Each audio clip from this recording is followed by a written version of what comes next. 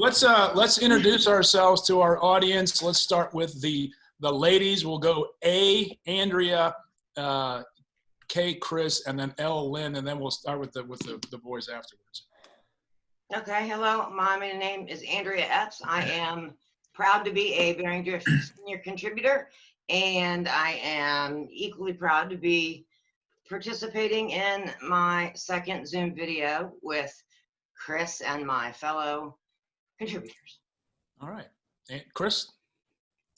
Hi, I am Chris Noe. I am a senior contributor on Bering Drift. I will be the female Chris voice today. And I'm happy to be here. Oh, thanks for coming aboard. Lynn Mitchell. Hi, I'm Lynn Mitchell. I am editor-in-chief at BeringDrift.com, and we've been around for 15 years covering politics in Virginia. It's good to be here. Thanks, Chris. I'm going to go counterclockwise on my screen here. So that's Brian and then Merle. Go ahead. Hey, everybody. Brian Shaneman. I'm editor-in-chief emeritus of Bering Drift, and right now I have no responsibilities whatsoever. Merle? So Brian just gets dressed up for the heck of it. Merle? Hi, everybody. I'm Merle Russ. I'm a senior contributor here with Bering Drift. And I'm the resident conservative independent, former Republican, but very much Republican-leaning independent. Thank you very much for having me as my second Bering Drift, moderated by Chris Saxman, Bering Drift Town Hall. All right, great. Let's do DJ and then Matt and then Mike. I'm DJ McGuire, senior contributor to Bering Drift and the conservative feather of the Democratic Party. Happy to be back on. Yeah. Right. Hi, everybody. I'm Matt Walton. I am a contributor with Bering Drift as well, and I am the ardent Never Trump Republican on the panel that has been Never Trump since he came down the escalators in 2015, and former candidate for the Virginia House of Delegates, 74th House District in 2015. All right. Hi, I'm Mike Allers, contributor of Bering Drift and co-host of the brand new podcast on Bering. All right. Well, let's jump into it. Chris, I'm back. Never mind. Oh, what? I'm gone. Okay. Sorry. All right.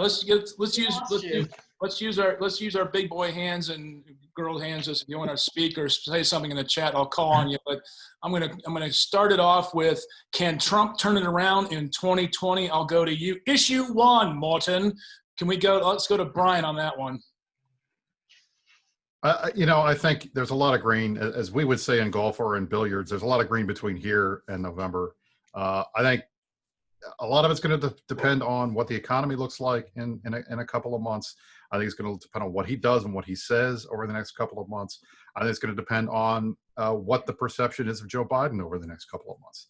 So if he can point out again, like he did in 2016, that while he may not be the best politician ever or the best guy out there, if he can point out that the other guy is worse than he is, then he may have a shot. So I think it's still too early to be writing the obituaries for the Trump administration. I think there's still plenty of opportunity for him to come in here and pull this off. Scale of 1 to 10, 10 being he's going to win. Where is Trump now? Today? Yeah. Today I'd say maybe a 3, Okay. but that can change very quickly. Okay. Let's go to DJ on that one, then Mike. Well, I would say on the scale of 1 to 10, he would actually be at a -1 right now. There is still 4 months to go. That is true, but we said there was 4.5 months to go 2 weeks ago, and over the course of the 2 weeks, Joe Biden has gained on him and continued to spread out his lead. Joe Biden is raising more money than he is month to month now. The fact of the matter is, for whatever reason, Joe Biden can run a front porch campaign, or the 21st century version of a front porch campaign, and it's working for him. That's not going to change because this coronavirus is not going away. It is burning through the red states now as we speak, burning through the Sun Belt. So I don't think, there are certain things that Trump can do, but I don't think it's in his instinct to do them. I don't think anyone can convince him to do them. And I don't think the American people would believe it if he did them. He has a record now. He didn't in 2016. So yes, there's plenty of time for Donald Trump to turn it around, but there's no reason, in my opinion, to believe that he can, even if he wants to. Mike? So a few things here. I do think that it is possible that he turns it around based on these two factors. If unemployment already was slashed from 22 to now it's 11, if he's able to slash it to 5 before November, I think that maybe brings his campaign back from the dead, even though it is being terribly run right now. I also think it depends, because right now Joe Biden doesn't have a VP. If it is Val Demings, Biden will win.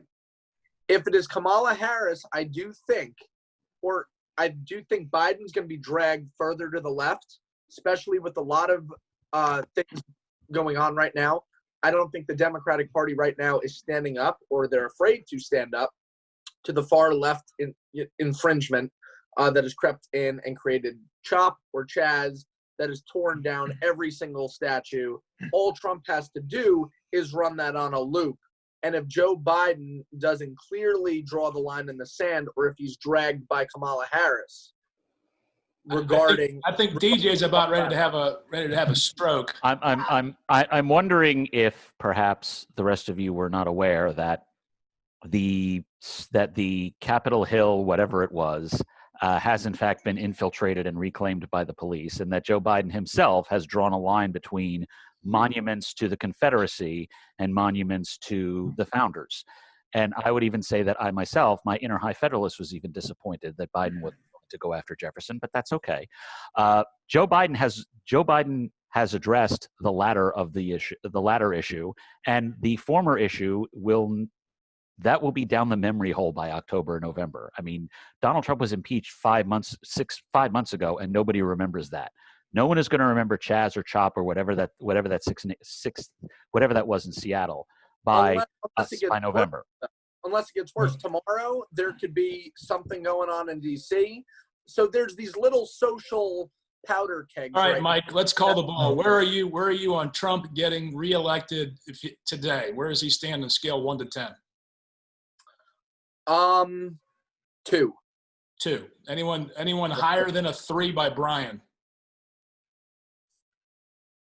It's not looking good for the Trump campaign right now. I don't think they have a message. I don't think they have a path forward until they find a message. And the calendar is shrinking. We used to think it's 4 months. It's really 2.5 before voting starts. Early voting is going to be a major part of this campaign. And I don't see what right now doesn't look like it's winnable. And on that early vote, which you just brought up, Chris, Trump has actually done himself a disservice when he's talking negatively about mail-in ballots, because it's going to suppress the Republican mail-in ballot situation. So he's actually doing more harm than good for not just himself, but down ballot people. And that's what you're seeing when these Senate races, the numbers are tanking, the floor's coming out. Mitch McConnell's telling his crew after Labor Day, cut ties with Trump. He's got until Labor Day to turn it around. So I don't see how things are salvageable based on the numbers. And I think Joe Biden right now is on a good glide path to November victory. Okay, let's go to someone else before we go back to DJ. Brian, and then DJ. Yeah. And Chris. Brian? Guys, look, I understand that we want to be pessimistic, and I know we have a lot of folks on here who are not big Trump fans, and that's fair, but don't count the man out. I mean, everything that we have just said here is the exact same stuff that we said in 2016, and the polls look bad, and I don't know how he can do it, and where's the path forward, and what's the campaign look like, and he won. So don't assume that just because things look bad right now that they can't turn around, because I'll tell you, if 2020 has proven anything, it's that anything can happen, and I just am not ready to write the obituary on this campaign. I'm not thinking anyone's writing the obituary. It's like, where does it stand right now? And until something changes, and to your point, Brian, and that's fair. It's not. It doesn't look like it's likely to change because of how much of a hole that Trump has dug for himself. Let's be honest. COVID doesn't help. The response to the George Floyd killing hasn't helped. And now you're into the heat of the summer, and people are going out and traveling for vacation. To be able to punch through and get a message by Labor Day that starts getting any momentum, that that the calendar is working against you, but also the Democrats now are expanding the map into Arizona, Georgia, and Texas. And so your allocation of resources is going to become even more problematic coming out of the summer. So something dramatic has to change. And what would be the most dramatic thing that you could see coming out of this summer? Andrea? I think that if the man would wear a mask when he is in public, it would go a long way toward leading, towards showing that, okay, this is because we're starting to see spikes, just like the virologists and the epidemiologists said we would. And we're starting to see these spikes in certain places.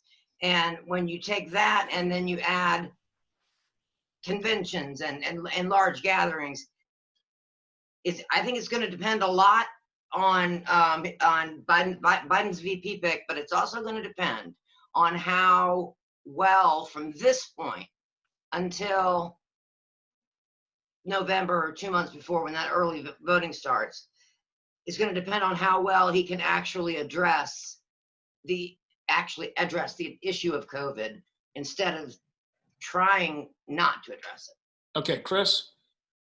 I think part of what could also affect it is kids going back to school. If there are certain school districts where the schools open up and they're able to put safety measures in place and they don't see spikes, then that will tell that white suburban female voter that perhaps this was blown out of proportion, that Trump should be given a second look, versus if the opposite happens, if kids either don't go back to school or they go back to school and then they're pulled out again. That I think is going to be devastating for him, because that is the real world of this virus literally coming home to people. Mike? Well, The most dramatic thing coming out of this summer could also be, and I was actually tuning in this morning, James Carville said there's a strong possibility that Trump bails at the last minute. What? Now, here's my kind of line of thinking on this. I think the difference, even though we all said this, and this is nothing against Trump, even though we all said this in 2016, we didn't think he could win, the fire was still there.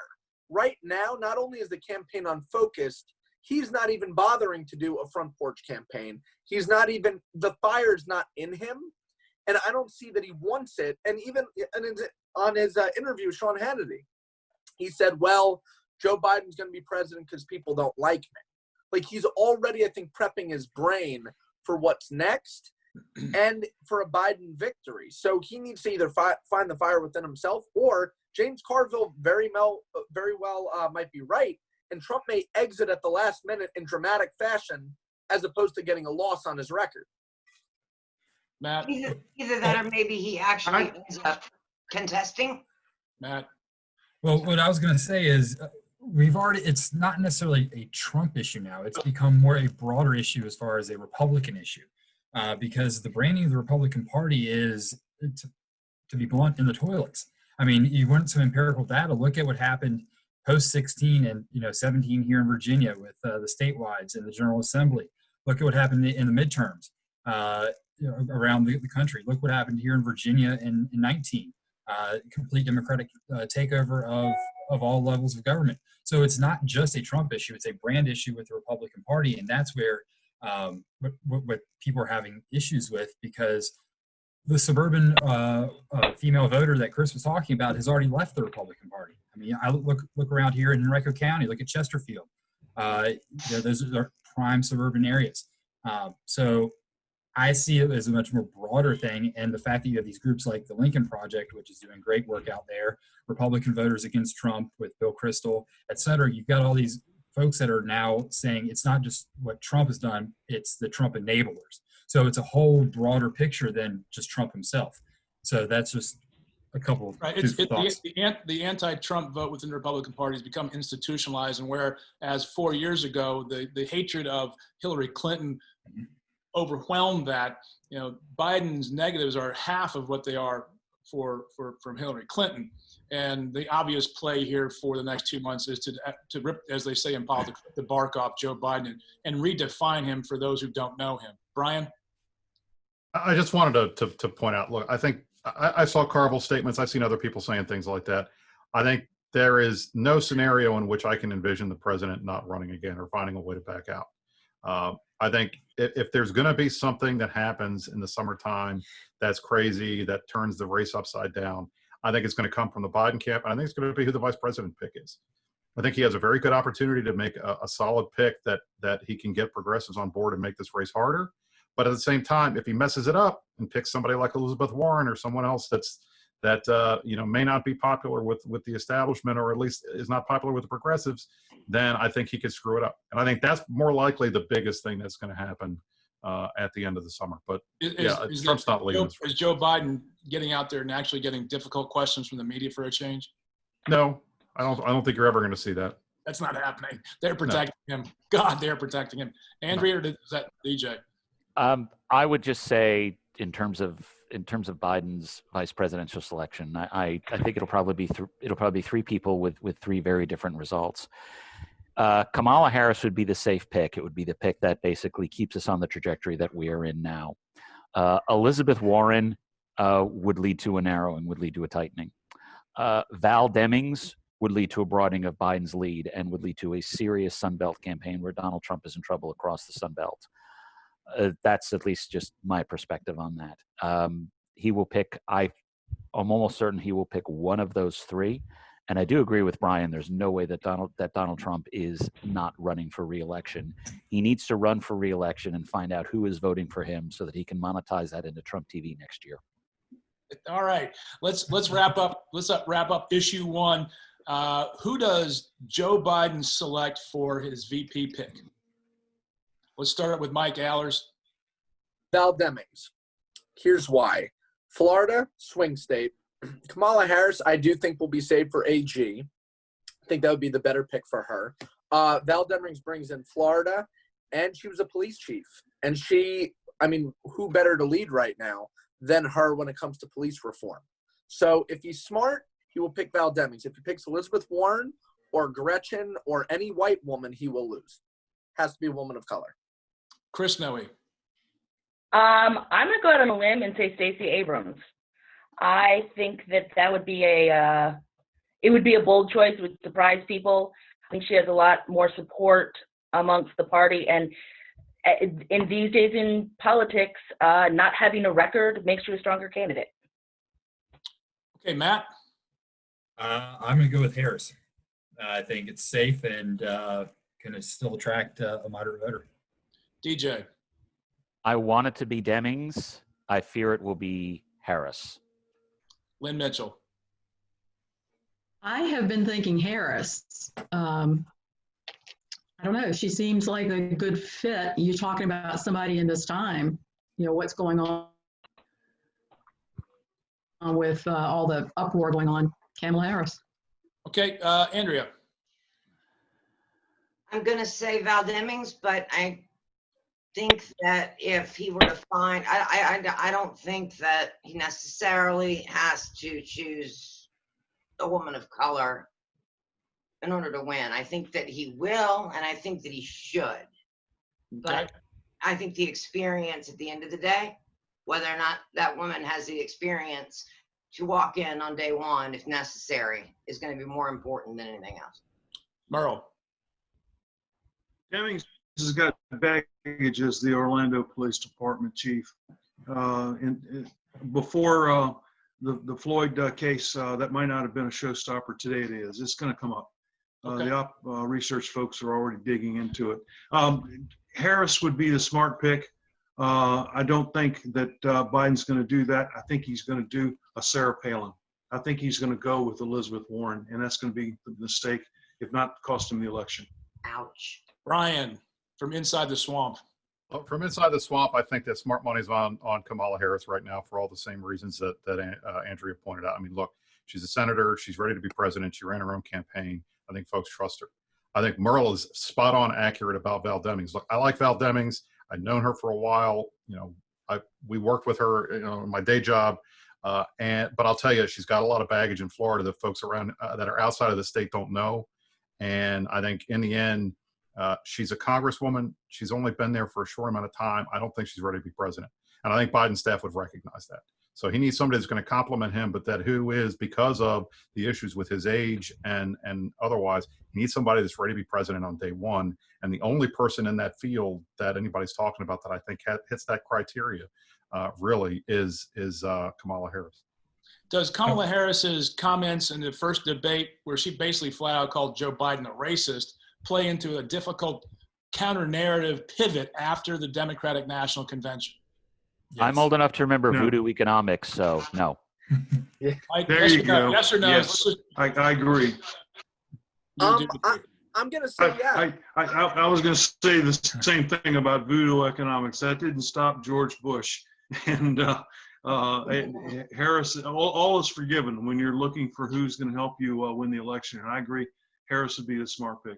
But I Yeah, think didn't Penn said Mike, then Chris, then Andrea. I think this is different than voodoo economics because it's race, right? So not saying that I don't think, Trump's going to attract new voters of color, but it is a tricky predicament. And it does make her look like a little bit of a hypocrite, especially on the issue of race. So all you have to do in any attack ad, you just play that clip over and over and over again. So that's my thing, why I would save Kamala for AG. I think she should be a part of the administration, but to run with that, I do think is, unless they cut a deal early on, because she dropped out when she was at the top. So unless they cut a deal way early on after that, I'm not sure, but I think it does hurt him. Chris, then Andrea.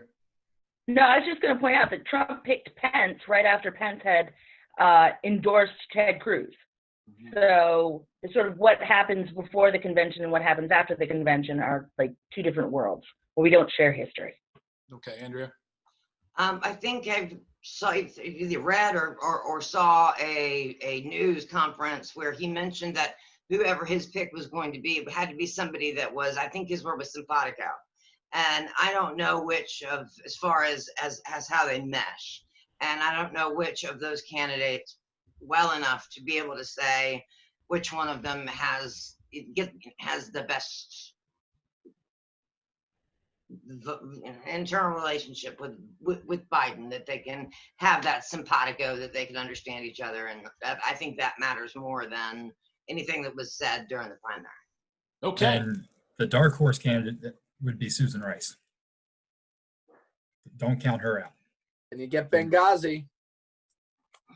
Honestly, if you want to throw sleeper candidates out there, I'll throw out Michelle Grisham, because I think, Biden can arguably say that he's got the black vote locked up, but he could use some help with Hispanics. So I think she would be a contender too if they think about it. Good point. Okay, Republicans thinking like Democrats as usual. All wrong. Just kidding.